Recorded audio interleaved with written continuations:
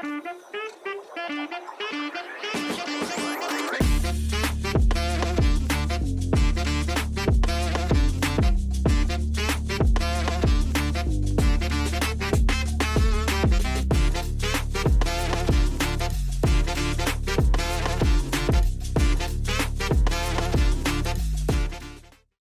Sobat PTA Bandar Lampung, kali ini Mobile Judiciary Podcast akan nemenin kamu dengan pembahasan Pembinaan Sumber Daya Manusia PTA dan PA Sewilayah Lampung bersama Ketua Pengadilan Tinggi Agama Bandar Lampung, Yang Mulia Bapak Dr. Haji Insafri MHI. Yuk langsung aja kita bincang bersama yang akan dipandu host kita, Bagyos.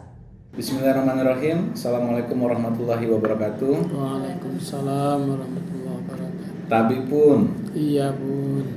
pemirsa podcast Pengadilan Tinggi Agama Bandar Lampung. Hari ini kita akan berbincang dengan Yang Mulia Ketua Pengadilan Tinggi Agama Bandar Lampung, Bapak Dr. Haji Insafri MHI. Hari ini kita akan berbincang nih Pak. Apa kabar Pak? Alhamdulillah baik, kabar sehat. baik. Sehat ya Pak? Iya sehat. Sehat. Ada beberapa hal yang akan kita bicarakan pada kesempatan kali ini Pak. Dan kita akan fokus terkait dengan sumber daya manusia di Pengadilan Tinggi Agama Bandar Lampung dan sewilayahnya Pak. Di PA Provinsi Lampung. Sewilayah. PTA sewilayah. Yang pertama nih Pak, kita langsung saja. Selama lebih kurang 4 bulan memimpin Pengadilan Tinggi Agama Bandar Lampung sejak tanggal 12 Juni 2023 sampai hari ini. Iya. Bagaimana pandangan Bapak terkait dengan kualitas sumber daya manusia di peradilan agama seprovinsi Lampung, Pak? Terima kasih. Bismillahirrahmanirrahim. Assalamualaikum warahmatullahi wabarakatuh. Terhadap pertanyaan itu barangkali bisa saya berikan gambarannya begini. Selama 4 bulan saya di sini dan setelah mengikuti beberapa macam kegiatan yang terkait barangkali dengan pembinaan dan pengembangan sumber daya manusia di Pengadilan Tinggi Agama Bandar Lampung dan mengikut sertakan Pengadilan Agama se-Provinsi Lampung, saya melihat bahwa harapan kita masih jauh. Harapan masih jauh Pak ya? Harapan masih jauh gitu. Artinya dengan keadaan yang sekarang belum bisa kita berpuas diri. Belum bisa berpuas Belum diri. bisa berpuas diri karena masih terlihat celah-celah yang masih memerlukan pembinaan, perbaikan di sana sini, sehingga ujungnya nanti diharapkan kita bisa puas. Siap. Kalau sementara ini saya belum puas. Belum puas Pak. Belum. Nah, kalau gap Pak, ada perbedaan antara satu orang dengan orang lainnya di bagian masing-masing menurut pandangan Pak Ketua gimana Pak? Ya termasuk itu, termasuk ketimpangan ketimpangan kemampuan SDM dalam bidang yang sama, misalnya hakim ya. Antara satu hakim dengan hakim lain itu perbedaannya itu masih sangat terlihat gitu. Termasuk kepaniteraan, termasuk kesekretariatan dan kejurusitaan ya, termasuk kalau di agama di kejurusitaan itu masih sangat terlihat gitu. Sangat terlihat perbedaan antara satu orang dengan orang lain itu menganga ya, jurangnya terlalu lebar. Terlalu lebar. Nah, artinya itu di dalam satker Pak. Bagaimana pemerataan antar satker Pak terkait dengan kualitas sumber daya manusia? Ya termasuk juga antar satker gitu. Mestinya idealnya kan satker Pengadilan Agama kelas 1A Satu ayat. itu mestinya kan semua sumber dayanya itu kelasnya memang mestinya kelas 1A. Di bawahnya sedikit ada kelas 1B, mestinya semua SDM-nya itu kualitasnya itu di tingkat kelas 1B dan yang terakhir itu kelas 2. Akan tetapi kenyataannya sekarang kadang-kadang terbalik-balik gitu. Terbalik-balik, tidak cocok sebenarnya dia tuh di kelas 1A, mestinya di kelas 1B atau malah di kelas 2 dulu gitu. Nah, begitu. Baik. Nah, yang menarik Pak Ketua mohon izin Kalau kita kan ada pengadilan tingkat pertama, ada pengadilan tingkat banding, ada Iya. pengadilan tingkat kasasi di atasnya di Mahkamah Agung. Iya. Nah, untuk tingkat pertama dan tingkat banding ini adanya di wilayah di Provinsi Lampung. Nah, Iya. bagaimana dengan sumber daya di Pengadilan Tinggi Agama Bandar Lampung selaku pengadilan tingkat bandingnya Pak di Lampung? Iya. Idealnya ya, kalau dalam kelompok-kelompok kerja di PTA itu kan taruhlah bisa kita kelompokkan jadi 3 ya. Kelompok hakim, kelompok kemitraan, dan kelompok kesekretariatan. Kalau hakim mereka itu mestinya itu lebih baik dari hakim tingkat pertama karena mereka itu adalah mantan ya, atau sudah melewati sebagai ketua PA, sebagai hakim sangat senior di pengadilan agama, baru menjadi hakim tinggi. Kepaniteraan juga begitu. Kepaniteraan mestinya dia itu disebutkan panitera tinggi walaupun istilahnya tidak ada panitera tinggi. Panitera tinggi nggak ada. Tapi biasanya disebutnya PP tinggi, PP tinggi. Panitera pengganti. Itu artinya mestinya kemampuan SDM-nya itu harus di atas rata-rata dibanding dengan kemampuan SDM kepaniteraan di pengadilan agama tingkat pertama. Begitu juga sekretariatan, mestinya SDM-nya itu di atas rata-rata kemampuan SDM PA.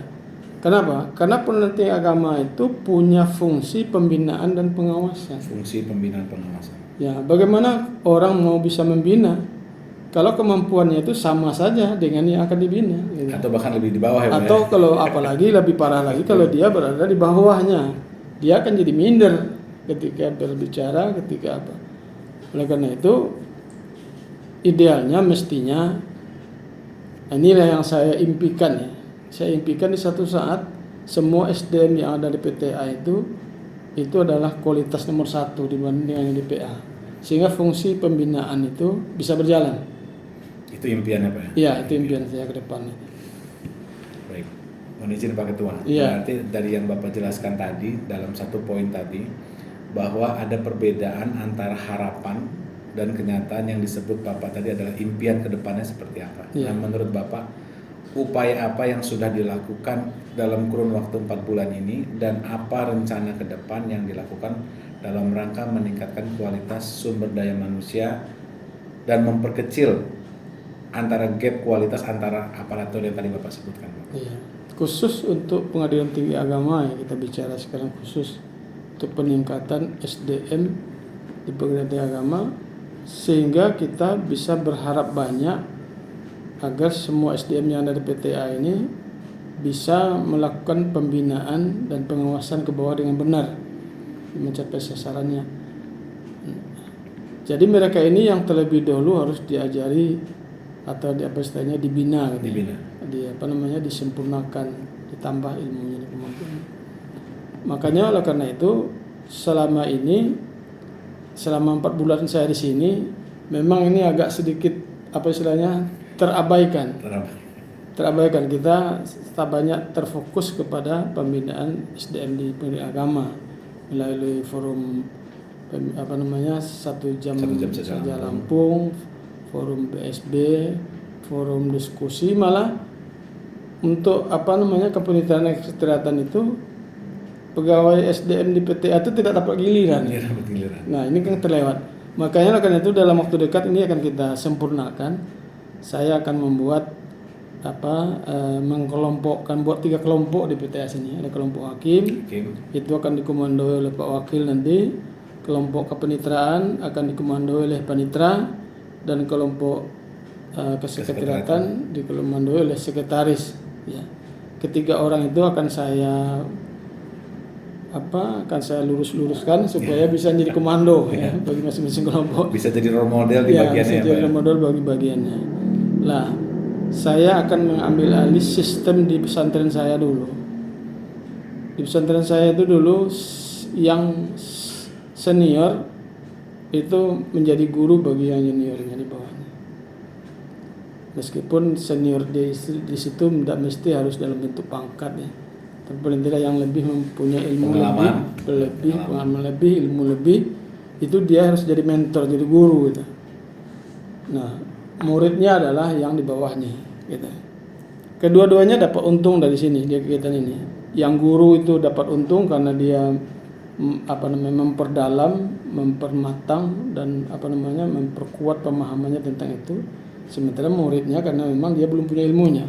Jadi dua-duanya dua-duanya sebenarnya belajar sama-sama. Meskipun yang satu kita sebut sebagai mentornya, gurunya, yang satu kita sebut sebagai muridnya. Tapi intinya dua-duanya itu akan mendapat. Oleh karena itu barangkali kita akan memulai dalam waktu dekat ya. Saya memprediksinya itu sekitar awal Desember ini sudah kita mulai. Kita tidak boleh menunggu waktu lama, ya kan? Nah, jadi waktu awal Desember itu kita sudah rumuskan bentuknya seperti apa, apakah diskusi kecil-kecil atau apa yang kita carikan waktunya. Karena menurut saya, pengamatan saya, orang di PTA ini kelebihan waktu dan kekurangan pekerjaan. Nah, ya kan? Walaupun ada 1-2 orang yang sangat sibuk, tetapi banyak sekali orang yang tidak kebahagiaan pekerjaan. Nah, jadi kalau menurut Pak KPTA sendiri ada concern baru bahwa tingkat banding harus bisa menjadi guru ya Pak, model bagi peradilan di bawahnya. Ya. Bukan saja dari kualitasnya tapi dari kinerjanya juga seperti itu ya. Termasuk kinerjanya, termasuk kedisiplinannya, termasuk ilmunya, dia dalam semua hal lah gitu. Nah, hanya dengan cara itu kita berharap PTA itu bisa berfungsi sebagaimana mestinya. Ya. Baik. Terima kasih Pak Ketua.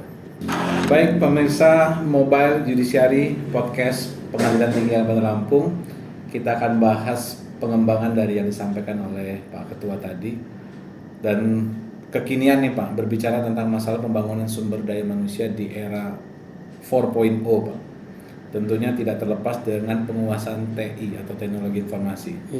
Nah, untuk penguasaan TI Pak, penilaian Bapak terkait dengan SDM kita, terutama di tingkat banding, bagaimana Pak? Ya, kalau di pengadilan tinggi agama ini, saya melihat beberapa orang itu sudah mumpuni ya dalam masalah penguasaan TI dan penggunaan TI dalam kinerja sehari-hari. Tetapi itu bisa dihitung jari. Ya. Oleh karena itu perlu mengembangbiakkan orang-orang ini. Dia harus dikembangkan. Kemampuannya ya Pak ya? Kemampuan itu harus dikembangkan gitu, dibagi-bagikan. Ya. Dibagikan sehingga yang belum menguasai, ini termasuk daripada apa yang saya bicarakan sebelumnya tadi, bahwa artinya yang mengerti mengajari yang belum mengerti gitu. Jadi kita kelompok-kelompokkan, ada yang barangkali yang sudah tangga atas, di tengah atau yang paling bawah. Nah, termasuk TI ini. Saya berharap ke depan itu bahwa PTA Bandar Lampung itu adalah pelopor penggunaan TI di dalam kinerja sehari-hari. Pelopor penggunaan TI di kinerja sehari-hari. Memaksimalkan penggunaan TI, semuanya pekerjaan kita olah dengan cara TI gitu. Tidak ada yang manual lagi. Kita berharap tidak ada yang manual lagi dalam pekerjaan PTA Bandar Lampung itu ke depannya. Awalnya dari mana itu Pak? Ya awalnya dari penguasaan TI tadi. Jadi kita harus ya semacam kursus kilat lah ya, kursus kilat tetapi tidak menggunakan narasumber atau dari luar. Tapi kita sama-sama kita aja. Kita akan pilih beberapa guru, lalu nanti muridnya akan kita minta serius karena kita akan menerapkan sistem award dan punishment itu. Jadi orang yang bersemangat nanti akan kita berikan sesuai dengan semangatnya itu, dan yang pemalas nanti akan kita pikirkan ya bagaimana supaya dia itu jera dengan kemalasannya itu dan bisa bangkit ya Pak. Ya. Jadi intinya adalah bahwa kita itu kan sudah diproklamirkan oleh Badilak itu peradilan yang modern. Nah kalau sekarang kita menyebut diri kita modern, tapi semuanya masih kuno semua. Sebenarnya malu kita menyebut diri kita modern, tetapi tidak apa-apa sebagai sebagai panduan kita ke depannya. Kita ingin menjadi modern. Oleh karena itu TI itu betul-betul harus maksimal di sini. Apa saja pekerjaan kita inventaris satu persatu, mana yang belum kita rubah, mana yang belum kita rubah menjadi TI semua. Sejauh ini Pak, upaya yang dilakukan dalam upaya peningkatan SDM apakah sudah cukup efektif dan sesuai yang Bapak harapkan atau memang ada yang perlu ditingkatkan? ditingkatkan? Iya, saya melihat selama ini memang belum maksimal. Belum Ada maksimal, yang ya? maksimal, baru secara sporadis saja. Begitu ada keinginan kita lakukan. Tapi setelah itu berhenti lagi, sudah tidak terkontrol lagi gitu. Sehingga tidak ada keberlanjutannya gitu. Berarti yang Bapak sampaikan tadi bahwa akan dibagi 3 bagian, hakim, kepaniteraan, kesekretariatan itu akan dibuatkan programnya dalam waktu dekat? Iya, dalam semua, termasuk TI-nya, termasuk kemampuan teknisnya, termasuk kemampuan leadershipnya, dan semua terkait dengan kedisiplinan, manajemen. Pokoknya semua yang terkait dengan kesempurnaan pekerjaan kantor lah. Luar biasa. Baik, selanjutnya kita akan mintakan pendapat, masukan, saran dari Ketua Pengadilan Tinggi Agama Bandar Lampung terkait dengan pengaruh reward dan punishment. Mohon izin Pak Ketua, kalau di kantor kita, terutama di tingkat banding Pengadilan Tinggi Agama Bandar Lampung, menurut Bapak pengaruh reward dan punishment terhadap kinerja pegawai apakah berpengaruh signifikan atau tidak, Pak?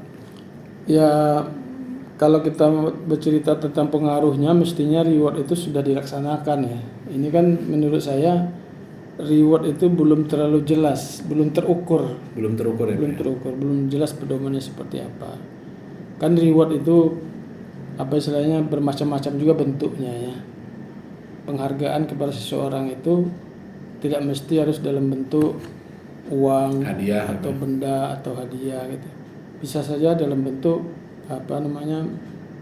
menyebut namanya di hadapan orang ramai sebagai orang baik, itu sebagai reward. Apalagi memberi sertifikat, menampilkan namanya sebagai pegawai teladan bulan ini, seperti yang dibuat di kantor-kantor lain, di supermarket, di minimarket, itu seperti itu. Employee of the month, gitu. Pegawai bulan ini. Nanti kita bikin istilah kita sendiri seperti apalah istilahnya gitu. Bahwa inilah kesekretariatan terbaik bulan ini, tiap bulan kita buat ya. Pegawai teladan. Pegawai teladan, dan kepaniteraan siapa, hakimnya siapa gitu. Artinya reward tidak harus berbentuk hadiah, tapi edifikasi atau penghargaan yang penghargaan diumumkan kepada orang banyak gitu. Bisa juga termasuk di dalamnya adalah promosi mutasi. Promosi mutasi termasuk punishment itu juga begitu. Punishmentnya itu kalau seandainya memang sudah, nanti kita pikirkan ya seperti apa bentuknya, diumumkan nama buruknya atau bagaimana. Walaupun belum populer dibuat orang ya. Tapi kalau itu diperlukan, nanti kita akan bicarakan nanti. Artinya ada seperti misalnya kan kalau tidak salah saya ingat saya itu di Sikep itu harus di upload di situ hukuman yang diterima. Itu termasuk di dalamnya itu mengumumkan sebagai punishment. Termasuk punishment menurut saya itu. Pada beberapa kriteria bahkan hukuman itu melekat. Iya, hukumannya melekat. Nah, oleh karena itu nanti kita juga pikirkan, meskipun kita harus menyesuaikan juga ya. Dengan aturan ya, Pak. Jangan terlalu nanti kita dibuat orang nanti kan mengumumkan kejelekan orang atau apa. Tapi intinya adalah bahwa menurut saya Allah saja memberi pahala kepada orang baik dan memberi dosa kepada orang buruk ya. Mestinya kita manusia juga meniru itu. Artinya orang yang baik perlu kita berikan penghargaan. Orang yang buruk harus kita berikan juga balasannya yang setimpal gitu. Apakah menurut Pak Ketua dalam 4 bulan terakhir Bapak memimpin di Lampung sudah diterapkan efektif atau belum terkait dengan punishment and reward ini, Pak? Belum ya, Pak? Belum, Pak. Belum, masih istilahnya acak-acak gitu. Sebagian kena, sebagian tidak kena. Iya kan? Iya, Pak, siap. Iya. Kadang-kadang malah orang yang mestinya dipanis malah mendapat sesuatu yang baik gitu kan. Kena acak-acak namanya gitu. Tapi itu ke depan harus ditertibkan gitu, supaya tidak mengacaukan. Terima kasih Pak Ketua. Sebelum kita tutup, terkait dengan sumber daya manusia dan pengembangannya di Pengadilan Tinggi Agama Bandar Lampung dan Pengadilan Agama sewilayah PTH Bandar Lampung, silakan memberikan kata kunci, Pak. Kata kuncinya saya optimis terhadap mereka. Kenapa? Karena mereka itu masih muda-muda, banyak muda-muda dan dengar-dengaran gitu. Mau mendengar. Saya sangat berharap mereka itu satu saat akan menjadi orang SDM yang mumpuni, yang bagus, yang bisa menjadi bermanfaat bagi manusia lain. Terima kasih. Terima kasih. Baik Pak, terima kasih sudah memberikan berbagai pandangannya Pemirsa Mobile Judiciary Podcast Pengadilan Tinggi Bandar Lampung, demikian bincang kita dengan Ketua Pengadilan Tinggi Agama Bandar Lampung, Bapak Dr. Haji Insafli MAI. Terima kasih, kita tutup sama-sama dengan mengucapkan lafaz hamdalah. Alhamdulillah. Assalamualaikum warahmatullahi wabarakatuh. Tabi pun. Iya pun.